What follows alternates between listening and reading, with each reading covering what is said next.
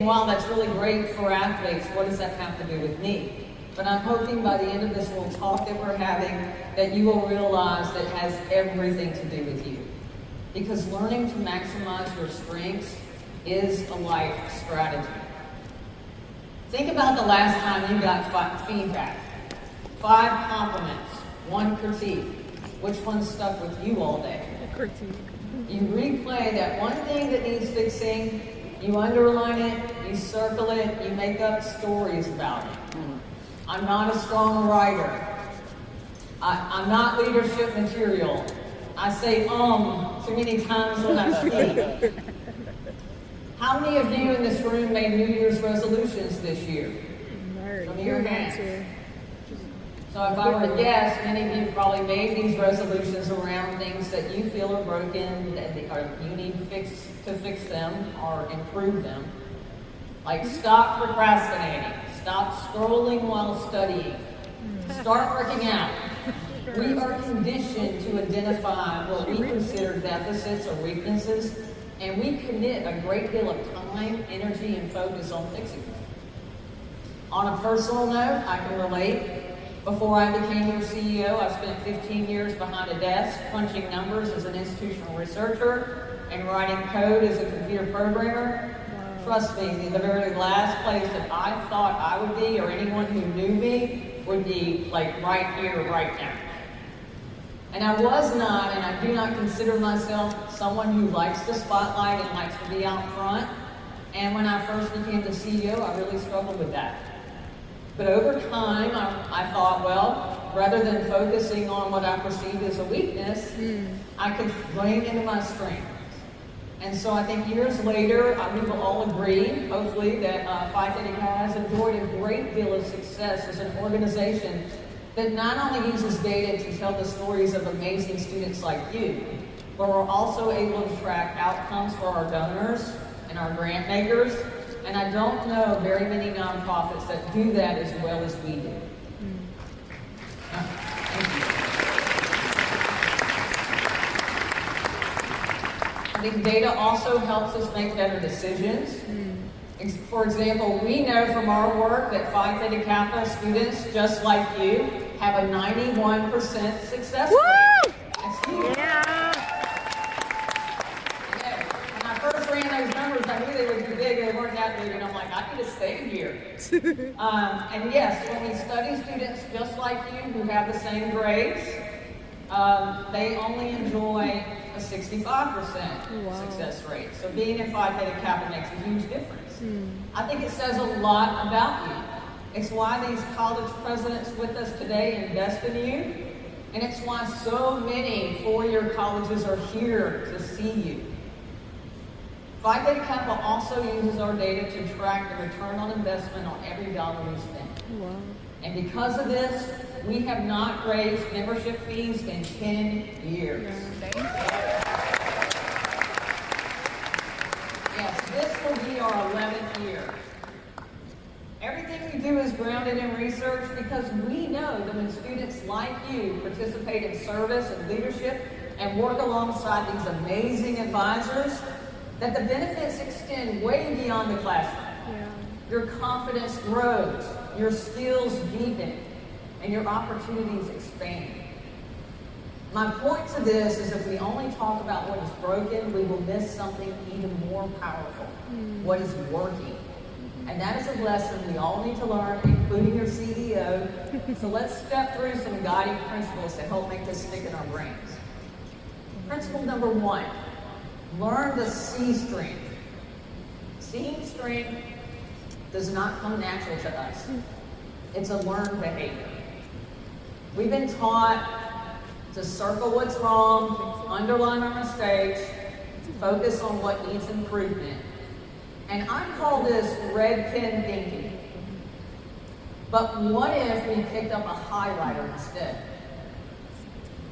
What if we trained ourselves to see the strengths in ourselves and in others? Now, for example, some of you naturally make people feel seen and valued. And when I think of your international officer team, the person that comes to mind that has that strength is your Division 4 Vice President, Anna Marie Lynn.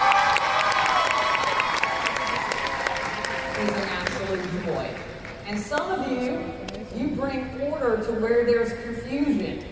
And when I think of that officer, I'm thinking of Elijah Bishop.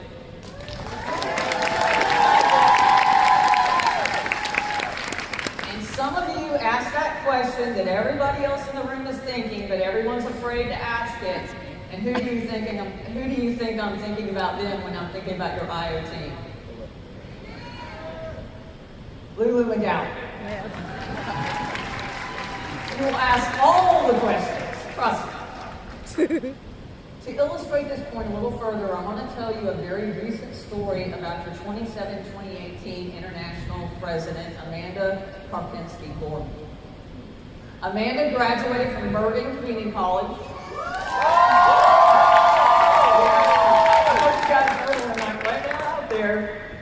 And Amanda went on to get her bachelor's and master's degree, and she's currently working on her PhD. Wow. Now, professionally, Amanda had a strong interest in public service. And so throughout school and following school, she worked in that field. But Amanda always stayed connected to Phi Theta Kappa. She did this through working with her chapter at Bergen, but also serving as the alumni representative to the Phi Theta Kappa Board of Directors. But when the executive director position for the Phi Theta Kappa Foundation came open, Amanda applied. And when she interviewed, she blew me away, and she blew away the entire hiring committee. And while Amanda did not have a huge amount of fundraising experience, she had a lot, but not a huge amount like some of the other candidates. She knew PTK in and out. She knew students like you and where you were, and she knew the programs. She understood everything about Phi Theta Kappa because she was a product of it. I mean, she was the best evidence that donating to Phi Theta Kappa could indeed change lives. Amanda did in that interview exactly what I'm talking about to you right now. She focused on, instead of focusing on her lack of experience in one little area, she leaned into her strengths and her experiences in others. At the start of that job search, the committee, we thought we were bringing fundraising to Phi Theta Kappa, but after she interviewed, we realized we need to bring Phi Theta Kappa to fundraising. So if you don't intentionally look for your strengths, you will default to noticing only your weaknesses. We're just all wired that way. But the more you practice strength spotting, the more you'll see that, more clearly that if you see the strengths in yourself and in others, you'll see how to make a true impact in Phi Theta Kappa and beyond. Second principle, what is working here? I mean, when we look at our communities, we see what's missing. We see the gaps, we see the needs, and sometimes the problems that just feel too heavy and too big to solve. And those things are real, and they matter. And if you're like me, they keep you up at night. But the most lasting change often starts somewhere else and by asking different questions. What is already working here? Who is already doing good work? Where is there momentum that I can build on? How many of you have heard of the Phi Theta Kappa Golden Opportunity Scholarship?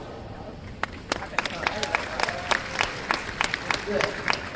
For those of you who don't know, the Golden Opportunity is a small but mighty scholarship that pays for the membership fees of students who have earned the recognition to be in PTK but cannot afford the one-time fee. Now, years ago, students would call our office at headquarters and they would say on the phone that they cannot afford membership. What should they do? And often staff members would pay for their membership right out of their pockets. And I know advisors all across the country do the same thing.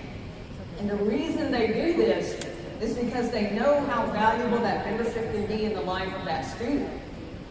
But over time, the number of staff members and the number of people helping students in this way grew. And so then we formally made it a part of our strategic plan, and at that point we called it the Golden Opportunity. And as soon as we did that, the support grew through our alumni network, corporate foundations, college foundations, community foundations, and even now includes some of the 4-year partners that are with us today. I want to give some shout outs to some colleges that they make a huge priority in making sure everybody can be a PTK member that wants to be. Colleges like Ozarks Technical College and East Central College in Missouri. Mission College and Saracosa College in California. Southeast New Mexico College and Passaic County Community College in Missouri.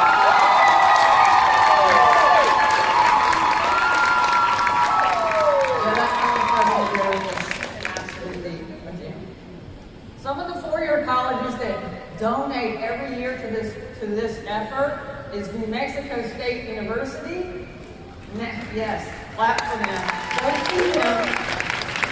Nazareth University, Knox College, and George Washington University. And let's not forget our PTK Alumni Associations who work on this effort all year long as part of their strategic plan. And that would be the Middle States Alumni Association.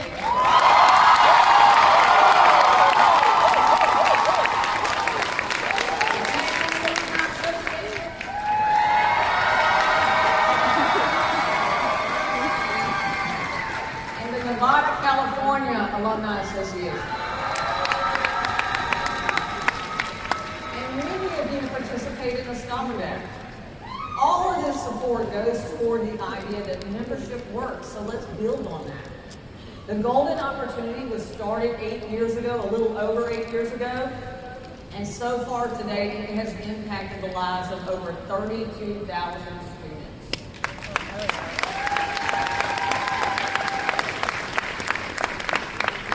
Let's talk about another heavy problem. Think about that all community colleges are facing right now, food insecurity. The need is very real. Students are working jobs, supporting families, and they're stretching every single dollar. It's one of those problems that just feels too big to solve, right? But when I look at what's actually happening on campuses throughout the country, and especially the ones with PTK chapters, a PTK chapter will start a small food pantry. Other student organizations see this momentum and they get involved. Faculty and staff start donating snacks. The school's culinary program might start like a meal share program. And what happens is a shelf becomes a pantry becomes a program, and a program becomes a safety net to help students remain in college. Solutions grow from strength, from people who care, they organize, who work together, and take initiative. And that is what PTK does.